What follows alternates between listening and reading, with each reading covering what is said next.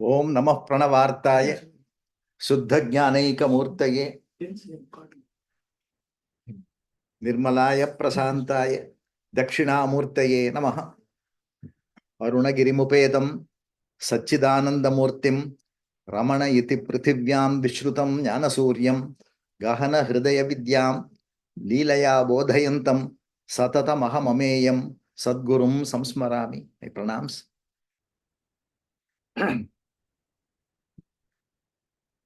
We will continue with our Devi Kalottaram studies. Last time we stopped at a place where Bhagavan talks about the bhakti with abhida bhavana, abheda bhakti. That is, Ishvara is in me. He is alone me. I am not. That kind of a bhavana,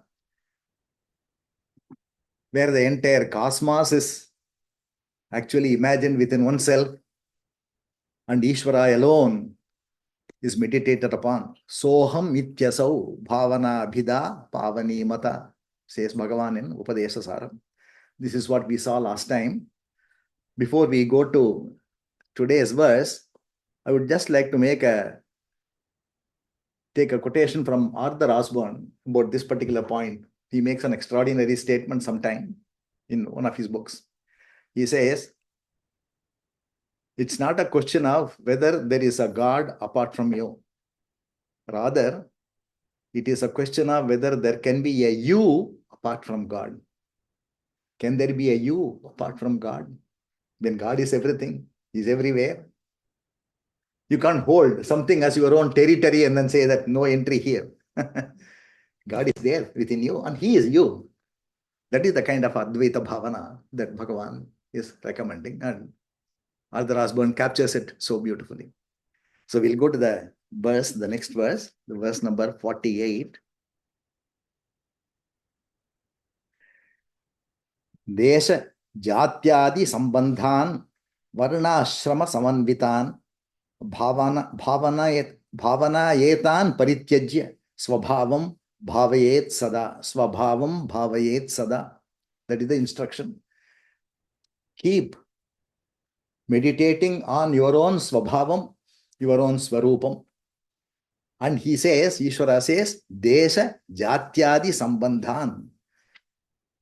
All the attachments to one's country, Jati, Adi, he says, Jati, caste, and etc. All these things, something connected with all these things. These kind of a sambandhan, all these relationships. Varnashrama samanvitan. He mentions about Varnam, the caste system, Ashramam, the ashrama system. Bhavanan yetan parityajya. Give up all these thoughts from your mind. Swabhavam bhavayet sada. Constantly think of only your own swabhavam. Bhagavan's translation. Deshamum jati mudalam ivatrai cherdanavum masu ahal varnashrama manninavum பேசும் இப்பாவனைகளை அகற்றி பற்றியே தன்னிலையின் பாவனையே என்றும் பழகு. Accurate word for word translation in Tamil. So what is talked about here is Varnashrama Samanvitan. All these things you give up.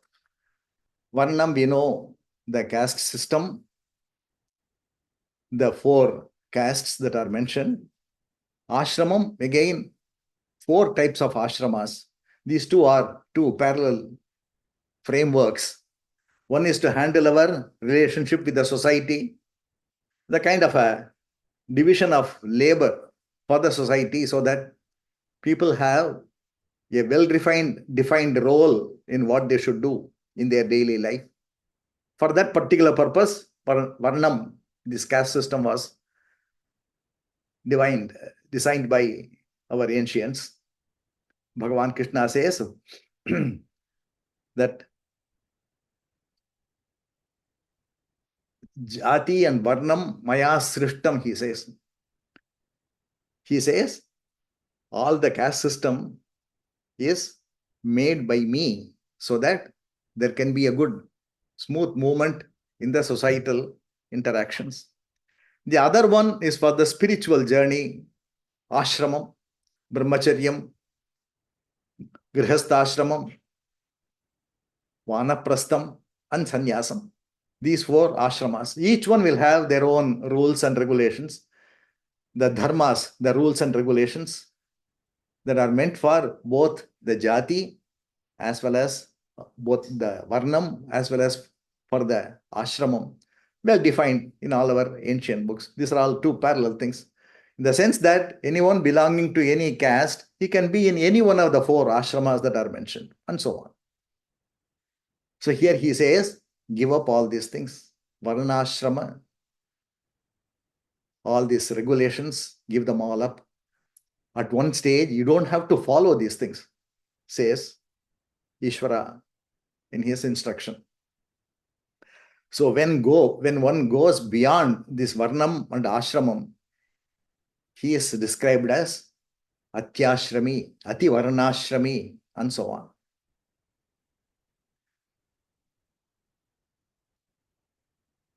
Bhagavan talks about in one place that he is an ativarnashrami. We all know that. One of the rare confessions that Bhagavan makes about himself. Normally, he does not talk about his state. But in one place, he makes this statement. And that is when there is an inquiry commission.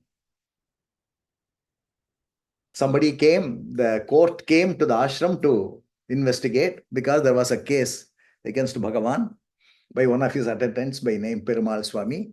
He says, this particular ashramam should be managed by me, but it has been unfairly given to somebody else. That is his own brother.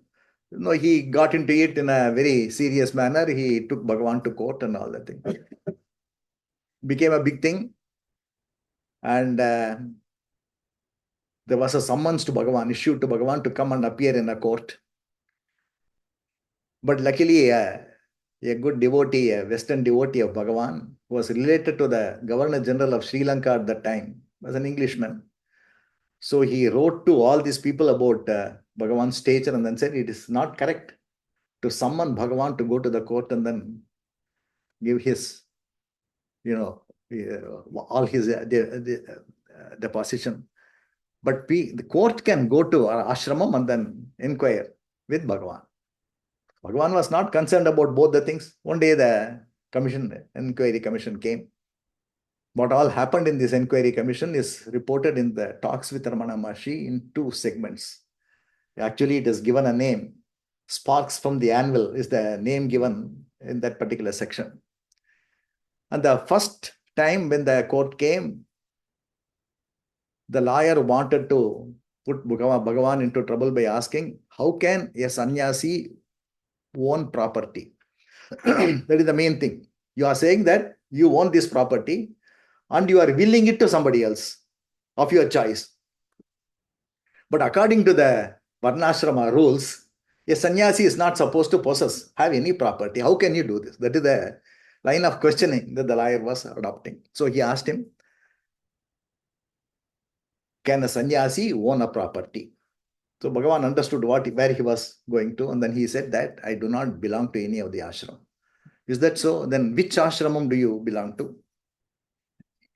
Either you should be a sannyasi or a grihastha or a vanaprastha or a brahmachari. He says there is one particular ashram which is beyond all these things, that is known as Satyashramam. He was taken aback because all the energy with which he prepared all the questions, they were all taken away in one shot. So he was very perplexed, and then he said, then is there any example for it? He asked. And then Bhagavan says, yes, there have been examples. And he gives the name of Shuka Brahma Rishi, Rishabha, Vamadeva, Jada Bharata. All these are Puranic things who are adhering to Achyashramam beyond all the ashramas.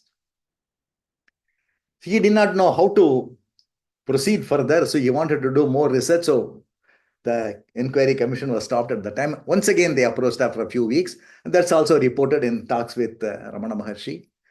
Again, sparks from the anvil, part 2, the questioning of the lawyer. Now he comes with some more, ammunition. He asks, is there any support from the Shruti or the Shastras for the statement that you made that you are an Atyashrami? Is there anything that is mentioned in any place? Bhagavan says yes. And he says, Vedas mention it. And then he says, he did not say that. In the talks, you can find that in the footnote it is written that the references that Bhagavan was giving at that time was Suta Samhita, and there is an Upanishad, Narada Parivrajaka Upanishad. In these two things, there are a detailed discussion about Atyashrami alone, completely. And then a gist of it was given to the lawyer. So he did not know how to proceed further, and then he stopped all the further questioning and then went back, because it is established that an Atyashrami exists, and in that ashram there are no rules and regulations. There are no do's and don'ts, what we call as injunctions and prohibitions. These two things are not there. So he can do anything. In Atyashrami, he can do anything. But what should be his qualification to claim to be an Atyashrami? That is what is given in Suta Samhita and this Narada Parivrajaka Upanishad. Parivrajakam is a wandering monk. In fact, for an Atyashrami, there is an equivalent word, Parivrajaka Paramahamsa. Paramahamsa Parivrajaka is the same as Atyashrami. And there are detailed discussions about various kinds of sannyasam, and that ultimate sannyasam, they say, is known as Vidvat sannyasam, which talks about the Atyashramam. They don't have to obey any rules. But what are their qualifications? What are they like? So when Bhagavan claims that he is an Atyashrami, that is the first clue that we get about what the Vedas talk about Atyashram. So I did a bit of a search, and then I found out this. There are about 40-50 slokas in Suta Samhita, and equal number of slokas in this other Upanishad that I mentioned. I will not read out all the verses. Some representative verses I will, just so that we can get an idea, a glimpse of what Bhagavan's state of mind is as described in the Vedas and the Upanishads. So he says, there's a conversation between Ishvara and Vishnu in Suta Samhita. Actually, Ishvara is telling Vishnu about who an Atyashrami is. Ativarnashrami prokto. Someone is called as Ativarnashrami. Guruhu sarvadhikarinam. Adhikari is one who is competent to give instructions in the spiritual matter to somebody else. He is an adhikari. So this Atyashrami is a guru for these adhikaris. All those who are competent to teach, for them, he is the guru. He is a guru of this adhikarinam, he says. Na kasyapi bhavet sishyo. He is not a shishya of anybody. Yataham purushottama, like I am, says. Ishvara says, like I am not a shishya of anybody. An Atyashrami is not also a shishya of anybody. He is a guru. Ativarnashrami sakshat gurunam guru ruchyate. He is a guru of all gurus. In fact, in Bhagavan's life, if you see, even from the earliest times, Seshadri Swami was a great mukta. He was the one who first discovered the stature of Bhagavan. And then we know the story how he brought him out of the Patala Lingam and other things. And after the recognition of Seshadri Swami, there was a great Hatha Yogi by name Achyuta Dasa. He was a great Hatha Yogi and he had a great following also. He was the one to visit Bhagavan when he was in Gurumurtam in 1901 or 1902. He visited Gurumurtam, Achyuta Dasa, with 100 of his disciples. Because somebody told him there is a young boy who is not interacting with the world and he is just by himself. He is in an amazing state. So he was interested in going and then see. So out of curiosity, Achyuta Dasa went to Gurumurtam and he saw Bhagavan. They had put a stool on which Bhagavan was kept actually. All the 4 legs of the stool, they put some water cups actually. Because otherwise the ants would crawl up the stool and then, bite Bhagavan. So they wanted to protect him from the bites of ants. So they put a stool with that particular arrangement. Bhagavan was sitting there, and the moment Achyuta Dasa saw Bhagavan, Bhagavan's eyes were open, but he was just within himself. So he just went and prostrated before him, caught hold of his legs, put his head on his legs, and so on. The Sishyas were amazed. They were thinking, he is our guru, but he is going and then worshipping somebody.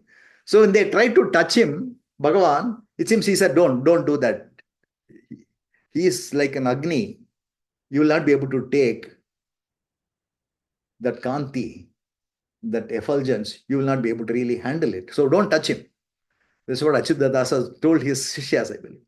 And afterwards, we know Kavyakanta came. Kavyakanta gave him the name. I'm saying Gurunam Guruhu. So many examples are there. Narayana Guru was such a great Guru in Kerala. He came to Skandashramam to see Bhagavan. And before going, he asked his disciples. He also came with his disciples. Should we not give some Guru Dakshina? And he wrote some shlokas in praise of Bhagavan and gives that as Dakshina. So, and later on, Paramahamsa Yogananda and then so many others. Puri Shankaracharya came to see him and ask him a question. So, when the Samhita says here that Ativarnashrami Sakshat Gurunam Guru Ruchyate Tat Samo Na Adhikas Chasmin Loke Ahas Loke Asti Eva Na Samshayaha. He says, there is no one who is equal to him or above him. That is Nativarnashrami. Atmanam Ishwaram Veda, so Ativarnashrami Bhavet. He who experiences Ishvara as his own Atma, he is Ativarnashrami. Yo Varnashrama Vinirmuktam Avastatraya Sakshinam. He is a witness to the Avastatrayam. He is a witness of the sleep state, deep sleep state, the Swapna, and the Jagrat state. He is a witness in the sense he is conscious of all these states, whereas when we enter into one state, we have no consciousness of any other state. When we are in Sushupti, we are not aware of Swapna or Jagrat, but he is constantly aware because he is established in the state of Turiyam. So in the fourth state, he is established. So he is an Ativarnashrami. Avastatraya Sakshi. Yo Vijanati Vedantaihi Svanubhutya. Through his experience, he can really vouchsafe for all the truths in the Vedanta. Nishchitam. So Ativarnashrami Proktaha Sayeva Guru Ruttamaha, says Ishvara, Shiva to Vishnu in Sutta Samhita. In the Narada Parivrajaka Upanishad, Brahma is in conversation with Narada. Brahma is telling Narada about Ativarnashrami. Paratatvam Vijanati. So Ativarnashrami Bhavet. He who knows the Paratatvam, the supreme truth, he is Ativarnashrami. Varnashraya Madayo Dehe Mayaya Parikalpita. All these Varnashrama are all meant for the body. And the body, he is not aware of the body at all. When he says somebody is a sannyasi, he is referring to a particular vesham that he is putting on and so on. All the other ashramas also are with respect to the body. And when a jnani has no awareness of the body, there cannot be any ashramam that can be given to that. So he says, Mayaya Parikalpita. All these various states that are described, they're all only for ordinary people and they're all put on by the Maya. Natmano Bodharupasya Mamate Santi Sarvada. I am full awareness. Bodharupam. I am full awareness. So how can this apply to me? Is the thinking of the Ativarnashrami. Iti yo Veda Vedantehi, so Ativarnashrami Bhavet. Na vidhir, na nishedhascha varjya kalpana. Vidhi is a rule, some regulation. Do. You have to do these things. A sannyasi has to do all these things and he should not be doing some other thing. A sannyasi should not stay in any one place. He should be wandering all the time. You should not stay in any one place because he will develop attachment to that place and the people around. So these are all the rules given to a sannyasi, but they do not apply to an Ativarnashrami. Bhagavan never left the place after he came to Arunachalam, even for a second. Na vidhir, na nishedascha, varjya kalpana. Varjyam is something to be given up. Avarjyam is something that has to be taken in. These are all kalpana, these are all imagination. Brahma vinyaninam asti tata nanyascha. Narada says Brahma, this is for a Brahma Vijnani, these rules apply, but for others, they do not apply. So he carefully says.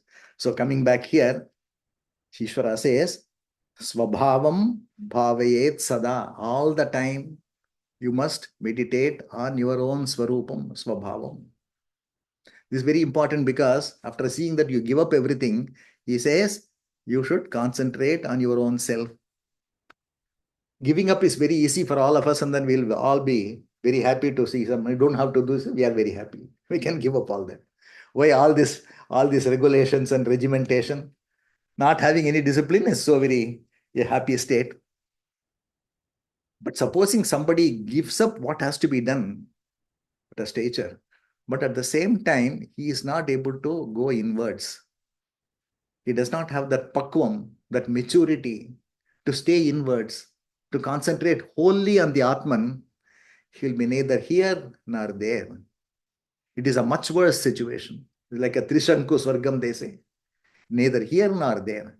So in order to avoid that, it's a very clear instruction from Ishvara to Devi, Swabhavam bhavayet sada. Constantly concentrate on your own self. So this is the thing. There was a conversation, this is in Talks with Ramana Maharshi, another conversation, where a devotee asked Bhagavan in Bhagavad Gita, in one place, Lord Krishna says, Swadharme nidhanam shreyaha paradharmo bhayavaha. Staying in one's own dharma will bring you greatness. Paradharmam, switching to another dharmam, bhayavaha, it will give you fear. So don't do that. Stay in your own dharma. So this devotee had this doubt. What is the dharmam that Krishna is referring to? Is it the Sanatana dharmam, that switching from one religion to other religion has to be not to be done? Is that what it is? Bhagavan says, generally people interpret in that manner. In fact, it has got a relevance to this Varnashramam. They say that don't have to switch from one ashramam to the other ashramam unless you are ready for it. And don't move from one system of caste and other things to another system of caste is also not going to be helpful unless you are disciplined enough and you have the maturity to handle that. So don't do. That is the general interpretation, says Bhagavan. Everybody will talk about that. Don't have to switch your religion. Don't have to move from one ashramam to other ashramam. That's a general interpretation. Then that devotee asks, okay, what is the special interpretation? What is it? Then Bhagavan, in his own style, he gives this extraordinary meaning. Swadharmam, Bhagavan says, is Atma Dharmam. Paradharmam is Anatma Dharmam. Actually, when you say this, because the devotee says, Varnashramam is applicable only to the people in India. Our Hinduism follows Varnashrama Dharmam. Other places, there is no Varnashrama Dharmam. But Bhagavad Gita is a universal scripture. How can this apply to other countries? If you are saying this is a universal scripture, how will it apply? Then Bhagavan says, Varnashramam in some form or the other exists in all the places. Wherever mankind is there, wherever there are a group of people, there will be also something which is said that is superior, something is not so superior, and so on. This kind of a distinction classes would be there wherever you go. In some form or the other, they are going to be there. And then he says, but the actual meaning is, this Swadharmam actually means Atma Dharmam. Paradharmam is Anatma Dharmam. So then it becomes universal. All the religions, they are said that go to that universal truth and seek the truth. And you do not do this, but go in the other direction, then it is going to cause fear to you. Anatma Dharmam will cause you fear. Atma Dharmam. So what are Atma Dharma? How can we really define Atma Dharma? Atma Dharma is the one that takes you to the truth of oneself. Everything is only one. Whichever takes you there, that is Atma Dharma. All the qualities like, Karunyam, empathy for others. All these things are harmonizing truths. In fact, in one place in Bhagavad Gita, Krishna himself says, it comes in Bhakti Yogam, Adveshta.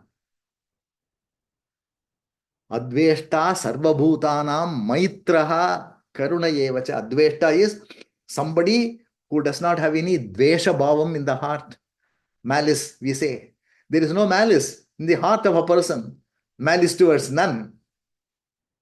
Sarvabhutanam, adveshta sarvabhutanam, maitraha, friendship for everything. Not just human beings, plants, animals. You feel friendly towards everybody. Karuna yevacha, compassion.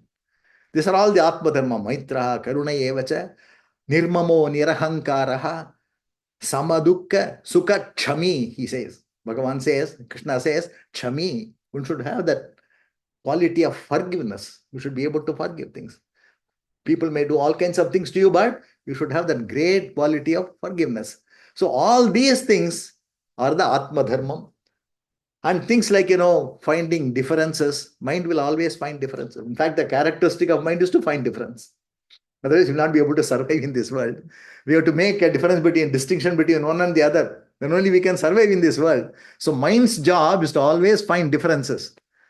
Bhagavan says that state where there are no differences, that alone is perfect. And he says, in Sushupti, you are perfect because of this reason. In the deep sleep state, there is no movement of the mind, and you are not going to be assailed by all the differences. There is just that ekatvam, that ekatma bhavam is there in Sushupti. So it is a perfect state, he says. All of you think that it is a dull state, but on the other hand, it is a perfect state. And what we think as this state, where we are, interacting, we are very alert when we are doing so many things. And this is very, very interesting to do all these things in this wakeful state. Why are you considering the dull state as a perfect state? Bhagavan says, what does it fetch you? Are you very happy in this wakeful state? You're not going to be happy. And you seek the deep sleep state all the time and make preparations for it. All kinds of preparations. To the extent of taking some substances to give you that sleep. So which is more perfect? You seek it, and without that you cannot survive. So he says here, Anatma Dharmam is the one that finds differences in everything. We will find difference. Wherever we go, we'll find some difference. That is what the mind is supposed to do.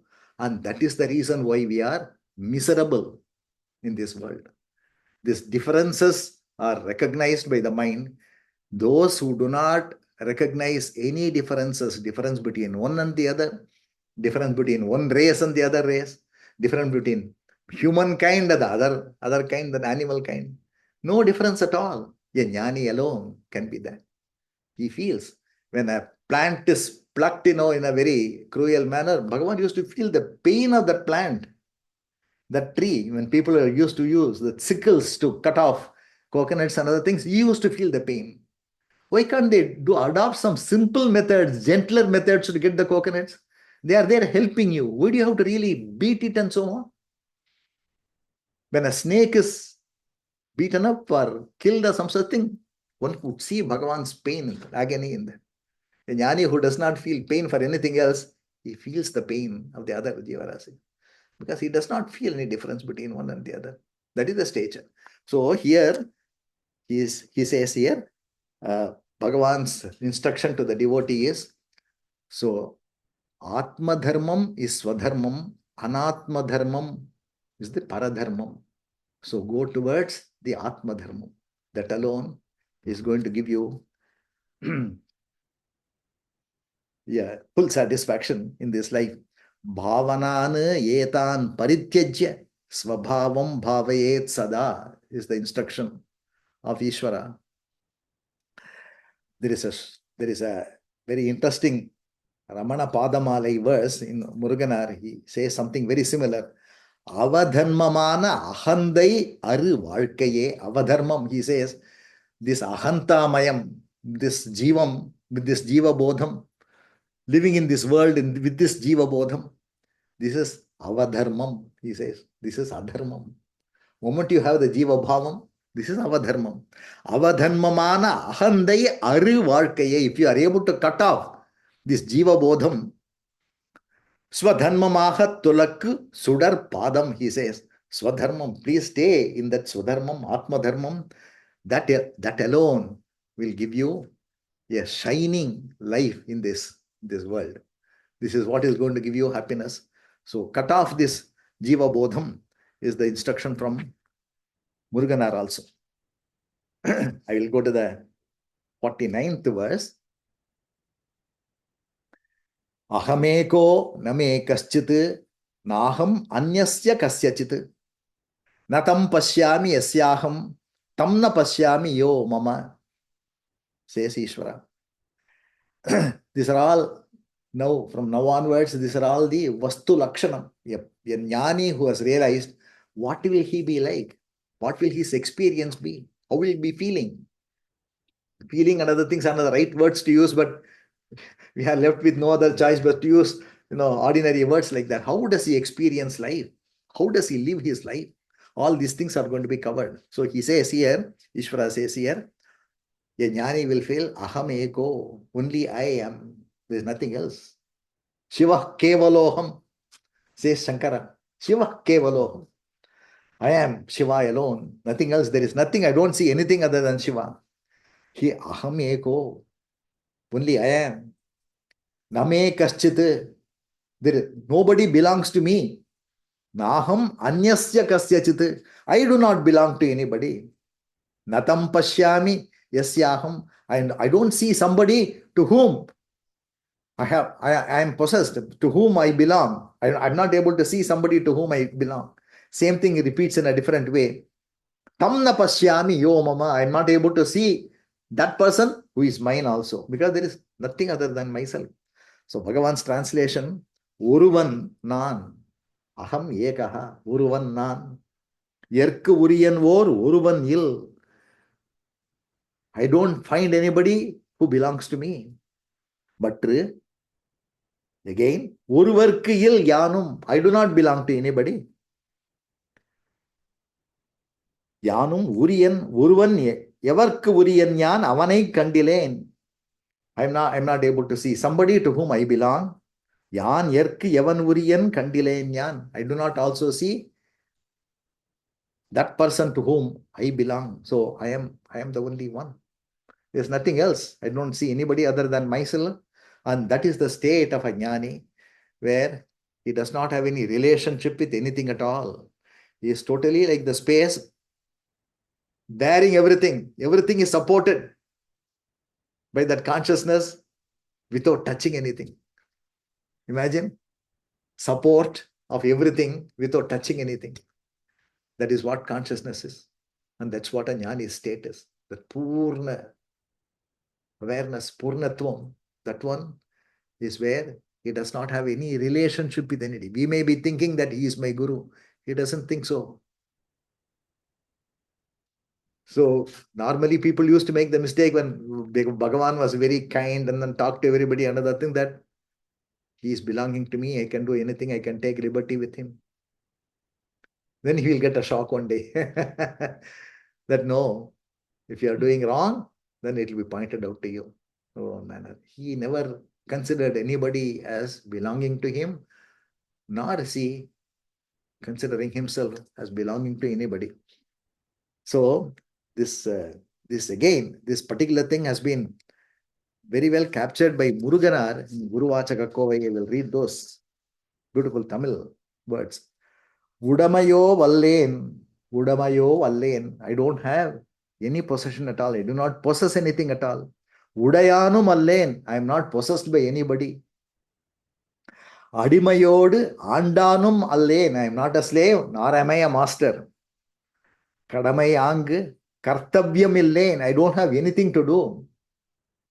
Krityamastikim Swasthitim Yataha, says Upadesasaram. Krityamastikim, for him, one who has reached the state, Swasthitim Yataha, he who has reached the state of oneness, does he have anything to do? He has nothing to do. So that's what he says here. Kartavyam illen, bhoktavyamum illen. I'm not the enjoyer of anything. I don't enjoy anything, nor do I do anything. Because the ego manifests itself in these two modes. we can, if you really observe the ego's activities, it switches between kartritva bhavam and bhoktritva bhavam. Either I experience something which is bhoktavyam, that is the bhoktritva bhavam. Enjoying or experiencing, good or bad, everything is an experience. Everything is an enjoyment. Everything is called as a bhoktritva. So, he neither experiences nor does he do anything.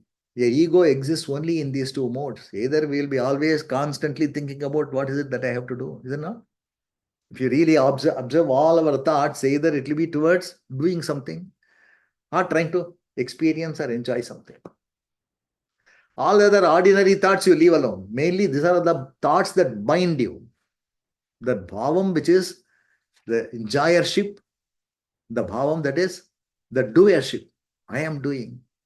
These two things are the main modes of existence of the ego.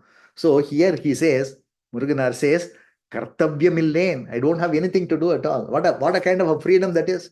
If you don't have to do anything at all and you are not bothered by that. Isn't that what we want all the time? But we do not do that. We save a lot of money for a good holiday, but we go for the holiday and there we have a list of things to visit and we have not visited. So the relaxation is not there at all. I have missed out this. I could not see this. Finally, after coming to relax here, what are we doing? So the mind will not let you relax or let you enjoy any kind of a leisure. All the time it will be looking for some activity. So he says, kartavyamillen, bhoktavyamumillen. So that is the state of not having to do anything at all, the greatest freedom. And the person who says he doesn't have to do anything, carefully if you watch, he also does not experience anything. But if you are only looking for experiencing or enjoying, you become a lazy person. in the sense of the word laziness, somebody he says all others should do job for me, I'll only enjoy and I don't have to do anything. That's also not correct. So a jnani neither enjoys nor does he do anything. He has that feeling of not being either this or that, and that is the ultimate freedom. And jnanis enjoy that freedom. So here he says, there is a beautiful translation for this by Professor Swaminathan, this Guruvachaka Kovai verse. No one owns me, I own nothing.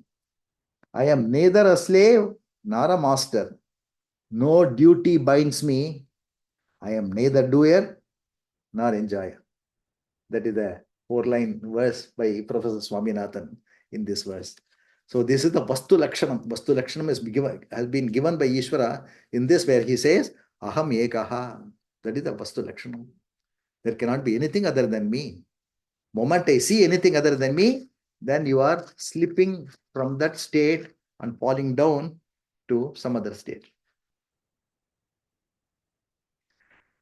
He continues in the same vein, Ishvara, Ahameva Param Brahma, Jagannatoham Ishvaraha, Itisyan Nischito Muktaha, Baddaha Asyat Anyata Puman, Nane Parabrahmam, Nadan Ulahuk, Ishan, Ana in Nischiyamar Purushantane, Nan Muktanam, only he is a great Mukta. Andri, if you don't have this feeling, Muranvariyal Sel Purushan, he who does not have the feeling of being the soul consciousness who is Ishvara, if he feels that he is an individual, which what we are, when we feel that we are just individuals, Purushan, Baddhanam endru nee pain, Beddhanam endru nee pain. This is a Tamil word for Baddhan, somebody who is in bondage. So only he is a Mukta in whom the consciousness that he is experiencing is single consciousness, that ekatvam, and he does not have any kind of an upadhi binding him down. That jnani who has this experience of Purnatvam, this consciousness, he alone is liberated. All others are bound. So he says, that's what he says. Bhagavan says in one place in talks with Ramana Maharshi, he says in one place that inner consciousness, bereft of all thoughts, feels like God. Such a beautiful statement. The inner consciousness, bereft of all thinking, feels like God. That's what is here. Why don't we feel that godliness? Because we have bound ourselves. We have made ourselves into a limited individual. We have put on a vesham. Vesha hanataha swatma darshanam. Upadesha saram. Vesha hanataha. This mask, this upadhi, all these roles that we are playing, these identities that we are taking on, that is what is standing between us and that Ishvaratvam. If you are able to give it up completely and remain in that state completely, there is no difference between you and Ishvara. Isha darshanam swatma rupataha, says this Upadesha Saram. You are actually experiencing God. Darshanam here to mean experiencing God all the time as the Atman. Because experience can happen only here. If you are going to see something and then say that there is God there, even then the experience happens here. Is it not? Only the Atma can give you that experience. This is the center of all experiences. So Ishvara has to be experienced as the Atman. And if you are going to experience Ishvara as somebody other than you, that is not the final stage. You know the story of Namadeva, the Maharashtrian saint Namadeva. Bhagavan used to talk about Namadeva. Whenever this talk about these things come, he used to talk about Namadeva. Namadeva was a very close devotee of Vittala, Panduranga Vittala, and he was so close to him that you would be able to ask questions to Panduranga and then he will get replies from him. He was so close to him. And no, his bhakti, and he was very happy. Panduranga is able to talk to me. And I have got the highest level of bhakti. That kind of a feeling was there in Namadeva's mind. And there was another great jnani by name Gorakka.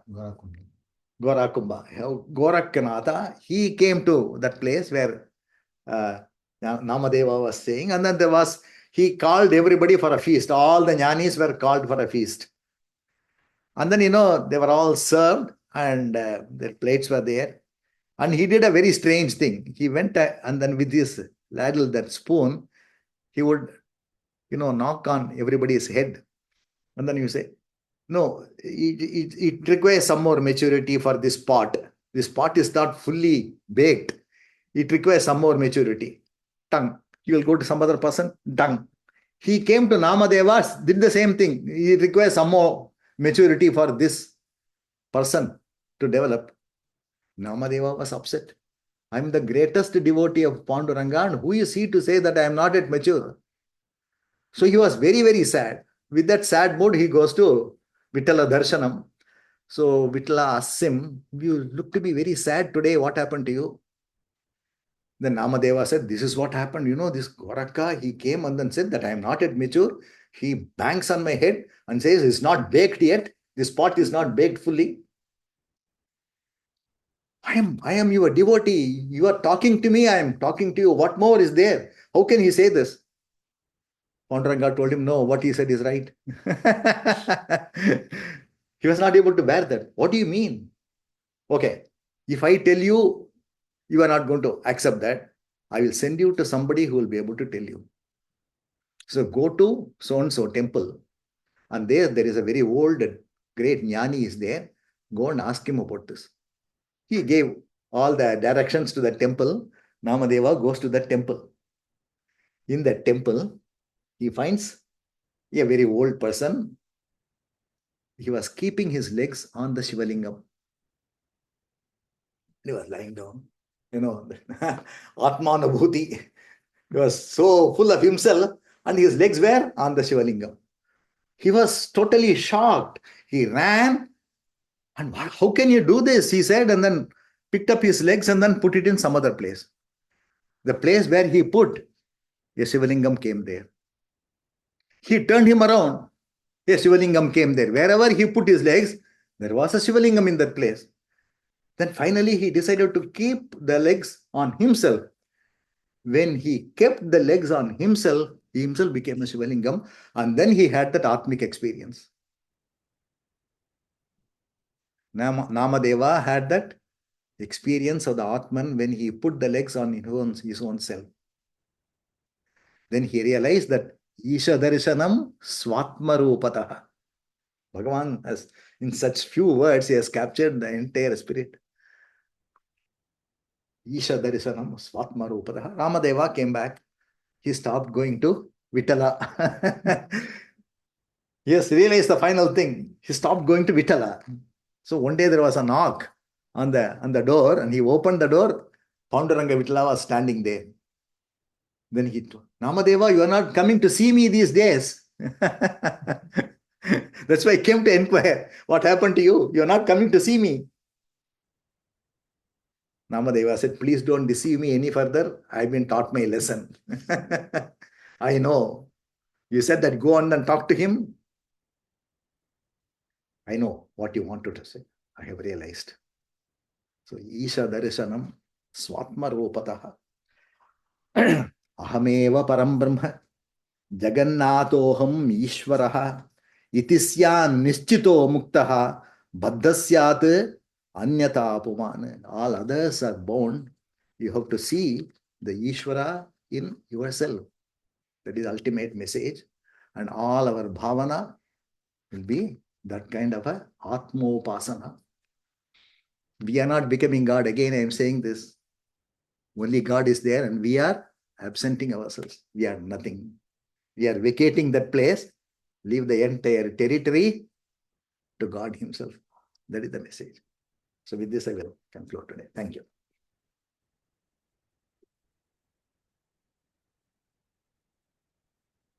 What is the problem?